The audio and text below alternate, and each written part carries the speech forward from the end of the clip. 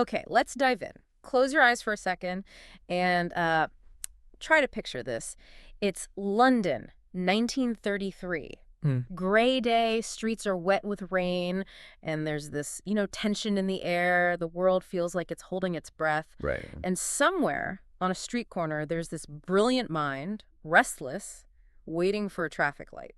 And this isn't just like any moment waiting for the light to change. We're Right. talking about Leo Szilard. And right there near the British Museum, something just clicks. Yeah, a vision, something Yeah. huge, something that could, change everything. Absolutely. It's an idea that genuinely reshaped human history, conceived at a red light. And the core of it was this question he was grappling with. Could hitting an atom with a neutron make it split and release more neutrons? Which could then split more atoms. Exactly. Like a wave of energy, a chain reaction. Was this immense power just sitting there hidden? It's incredible to think about. And today we're doing a deep dive using excerpts from Leo Szilard, Vision, Conscience, and the Atomic Age, to really explore his amazing journey. Right. Our mission here isn't just the facts, the dates. We want to get into Szillard's head a bit, understand his insights, what drove him. And maybe grapple with some of the really tough ethical questions his life raises. Because it's this intense mix, isn't it? Scientific genius, but also profound moral struggle. Definitely. And you can't understand Szilard without understanding his background. Born in Budapest, 1898. So he grew up seeing immense upheaval, World War I revolutions. And then, crucially, the rise of fascism of Nazi Germany. The source makes it clear as a Jewish intellectual and quite outspoken. He saw the danger early, much earlier than a lot of people, and made that incredibly brave call to flee Germany in 1933. And the timing. Yeah, the book really highlights this. He left literally days before the Nazis shut the borders for people like him. Wow. Just imagine that pressure, that urgency. It really forces you to ask, would you have had that courage to just leave everything? It says so much about him already, his foresight, his nerve. Totally. So, okay, he lands in London. He's a refugee. But his mind is anything but quiet.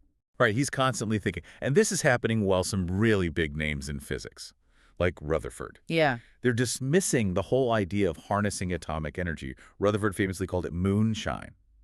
Just impossible, basically. But Szilard, he didn't buy that. No, he couldn't let it go. And that day, that specific day in September 1933, near the British Museum, he reads Rutherford's comments. And boom, the idea hits him. The mechanism for a nuclear chain reaction. Exactly. The specific way it could work. Okay, let's maybe pause there because this is so central. Well, What is a nuclear chain reaction in simple terms? good question. Think of it like dominoes, maybe. But imagine when one falls, it doesn't just knock over the next one. Okay. It releases energy and it causes, say, 2 or 3 more dominoes further down the line to fall instantly. So Willard's insight was about using neutrons. If you hit a heavy atom, something like uranium, with a neutron. It splits, releases energy. Yes, a lot of energy. Yeah. But crucially, it also releases maybe 2 or 3 new neutrons.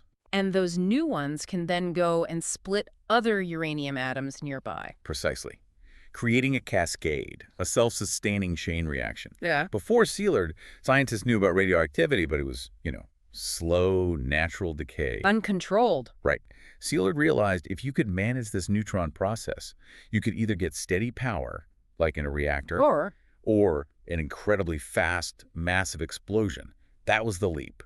The terrifying power he grasped while others were saying moonshine. And just think about the guts it took. Not just to believe that when the experts disagree, but to actually chase it. Absolutely. He saw the potential, good and bad, immediately. He even patented the idea. Born at a traffic light. Amazing. And he tried to keep it secret initially, worried about weapons. Later, of course, he works with Enrico Fermi. And they build the first reactor, Chicago Pile 1, 1942. Right. Proving it wasn't just theory. The chain reaction was real. But Szillard's genius wasn't just the physics, was it? As World War II looms. He had this incredible foresight, almost eerie. He didn't just see the science. He saw the politics, the danger. The geopolitical nightmare. Yeah. He understood immediately. What if Nazi Germany gets this first?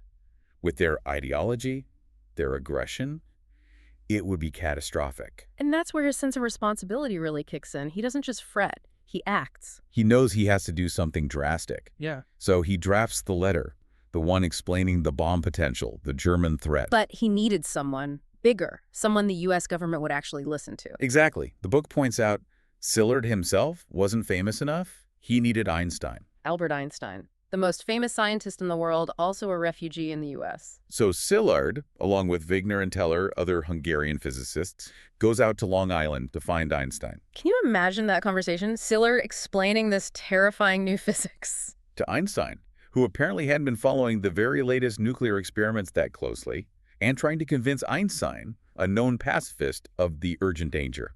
But he did it. Einstein signed the letter Szilard had drafted. Yeah, and that letter, addressed to President Roosevelt, gets delivered in October 1939. The spark. It's the spark. It doesn't, instantly create the Manhattan Project overnight, but it gets the official wheels turning. Committees are formed. Which eventually leads to that massive top-secret effort to build the bomb. Unquestionably, as the source says, that letter changed the course of history. Okay, but this is where the story gets, well, complicated.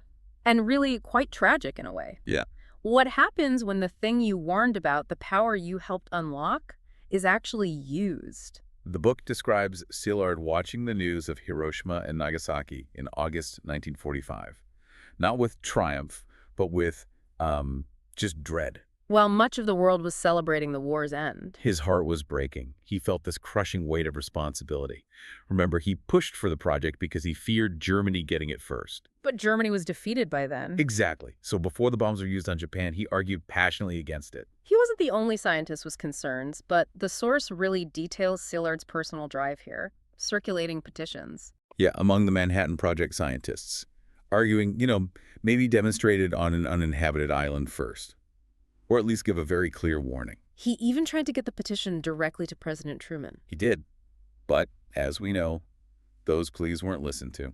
The agony of that. To see your own scientific breakthrough used for such destruction after trying to prevent exactly that outcome. It must have been almost unbearable, that weight of conscience. But he didn't just retreat.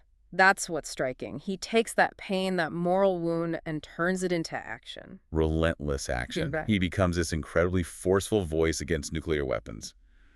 For the rest of his life, basically. Trying to put the genie back in the bottle? Or at least control it. Pretty much. He wasn't a politician, obviously, but he was a constant advocate, pushing for arms control, international cooperation, warning everyone about the dangers of this unchecked power. And the arms race that started almost immediately. Okay, he saw that coming too. And didn't he also change his whole field of science? He did, yeah. After the war, he shifts from physics into biology. Molecular biology, actually. Became quite a pioneer there, too. The source suggests maybe that was, a conscious choice. Moving towards healing, understanding life after physics led to the bomb. Yeah. Yeah, it seems plausible. It's like his life post-war becomes this powerful statement. Discovery needs responsibility. They have to go hand in hand. But it's not a simple hero story, is it? The book acknowledges the complexity. Oh, absolutely. People admired his foresight, his activism later on. But some still question, his role in pushing for the bomb project in the first place, even with the Nazi threat motivation. He wrestled with it himself, didn't he? Publicly. There's this fascinating detail. He wrote a short story in 1949 Oh, yeah. called My Trial as a War Criminal. He literally imagines himself on trial after a future nuclear war, being judged for his part in creating the bomb. Oh, that's intense. A scientist putting himself on trial, even fictionally.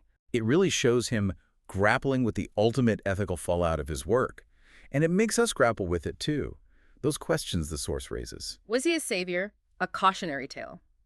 Both. Where does the responsibility stop? Can we actually control the things we create? These huge questions. They don't have easy answers. Not at all. And there's another side to him the source mentions that really shows his character, his humanity. You mean helping other scientists? Yeah.